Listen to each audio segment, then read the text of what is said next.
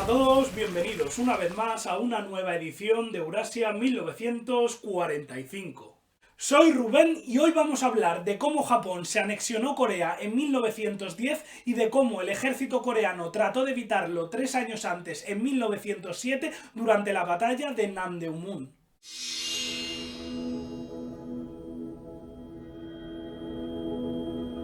Desde la Primera Guerra Chino-Japonesa de 1895, el reino de Joseon o de Corea ya funcionaba como una marioneta de Japón después de haber arrebatado ese histórico vasallaje a la China de los Qing en el Tratado de Shimonoseki. No sería hasta el estallido de la guerra ruso-japonesa de 1904 cuando Corea fue ocupada militarmente por el ejército japonés, aprovechando como excusa un permiso de paso para alcanzar los territorios rusos al otro lado del río Yalu al sur de Manchuria, por aquel entonces sometidos bajo la Rusia del zar. Como al concluir la guerra ruso-japonesa la península coreana se hallaba totalmente ocupada por el bando vencedor, en este caso Japón, en noviembre de 1905 el país se vio obligado a firmar el Tratado de Ulsa, a través del cual el Imperio de Corea fue presionado para que renunciase a su política exterior, que cedió absolutamente en favor del Imperio del Sol. A partir de este punto fue realmente fácil para los nipones influir en la corte del emperador Gojong,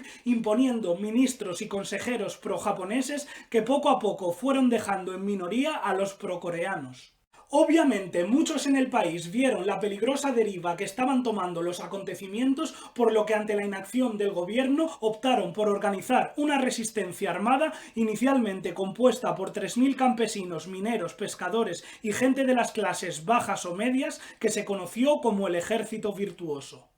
El Ejército Virtuoso en realidad ya existía desde el año 1592, cuando el Reino de Corea tuvo que afrontar la invasión del Japón del caudillo feudal Toyotomo Hideyoshi dentro del contexto de la Guerra Imjin, organizándose entonces miles de guerrilleros coreanos que hicieron frente a los japoneses hasta su expulsión en 1598. La diferencia ahora era que en esos instantes del siglo XX la invasión japonesa se estaba llevando a cabo desde las mismas instituciones y disfrazada de una forma más o menos legal, por lo que de momento los miembros del Ejército Virtuoso tan solo se limitaron a protagonizar algunos ataques contra los soldados japoneses que se desplazaban por zonas rurales o muy aisladas. Mientras tanto, en el ámbito político, esto es lo que sucedía. Atentos.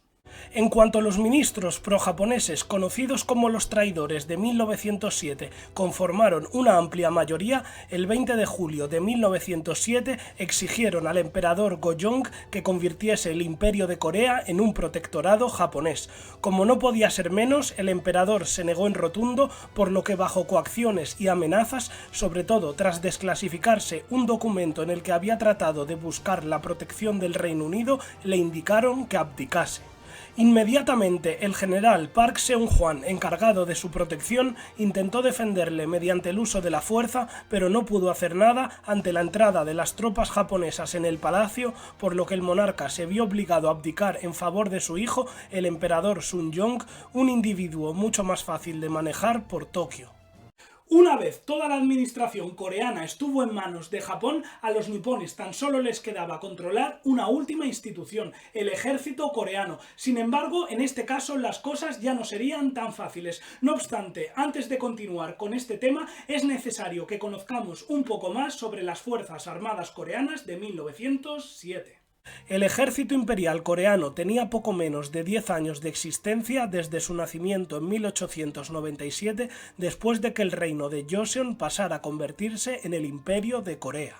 Al ser heredero de una institución casi medieval como era el ejército Joseon, las autoridades coreanas se inspiraron en Occidente para modernizar sus fuerzas armadas y por ello contrataron a unos cuantos asesores del exterior, siendo el más famoso de todos el general ruso Dmitri Pultiava. Entre las muchas iniciativas de la reforma militar estuvo la de abrir la Academia Imperial de Corea, donde se formarían excelentes oficiales, pero también la de adquirir armamento moderno al extranjero como fusiles Mauser o Berdan, ametralladoras inglesas Maxim o cañones alemanes Krupp. En cuanto se consiguió un número considerable de tropas y mandos cualificados, las Fuerzas Armadas se dividieron en el Ejército del Centro con unos 4.000 efectivos encargados de custodiar Seúl y sus inmediaciones, guarniciones, así como el ejército provincial con más de 20.000 hombres distribuidos en 6 regimientos sobre las provincias de Gangwon, Suwon, Daegu, Pyongyang,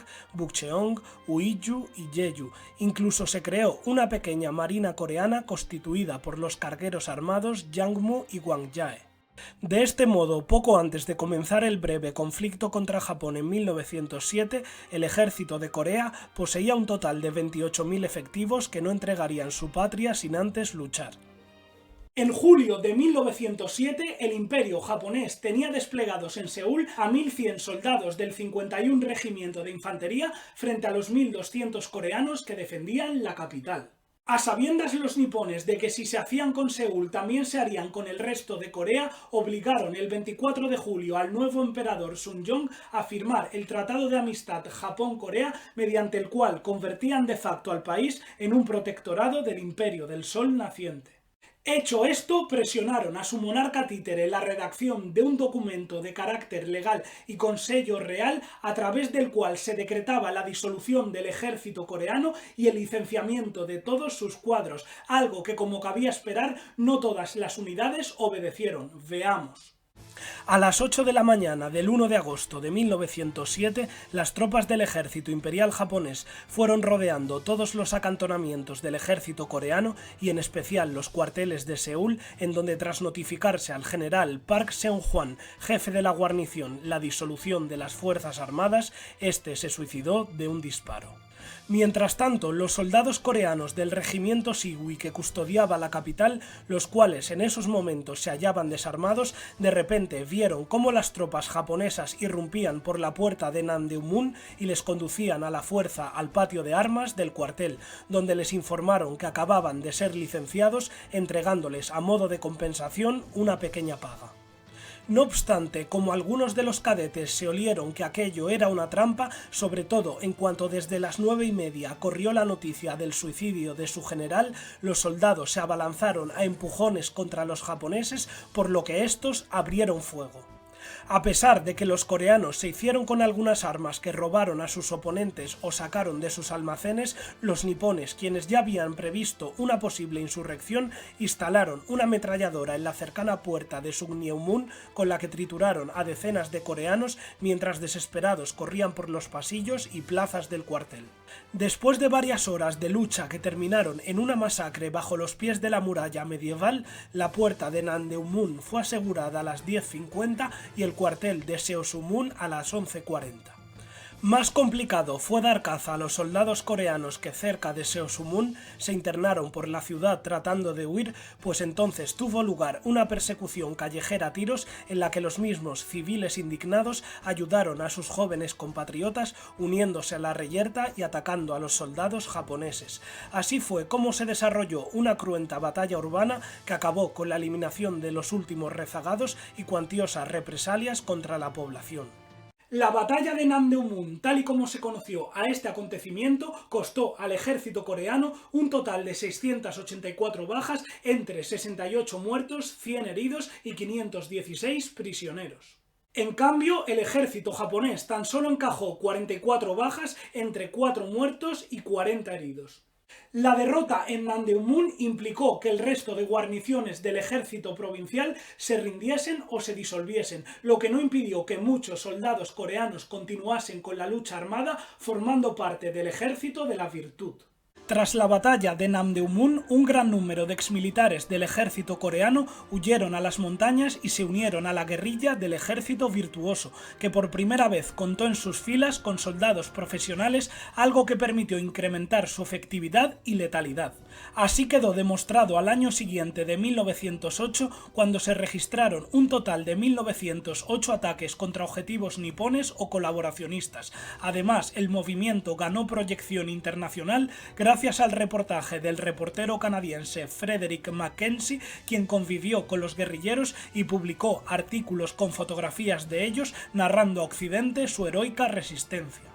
Curiosamente, aquel año 1908, más de 10.000 partisanos del ejército virtuoso marcharon en columna contra la capital y se situaron a tan solo 12 kilómetros de Seúl, aunque enseguida fueron flanqueados por 20.000 tropas japonesas concentradas en el puerto de Incheon, por lo que tras una cruenta batalla los incursores fueron puestos en fuga. Aún así, el ejército virtuoso llegó a contar con más de 60.000 guerrilleros en áreas como Pyongyang, Gwangon, Choya o los montes Baekdu, donde resistirían muchos años a los japoneses hasta prácticamente desaparecer, siendo sus bajas de 17.000 muertos y 37.000 heridos.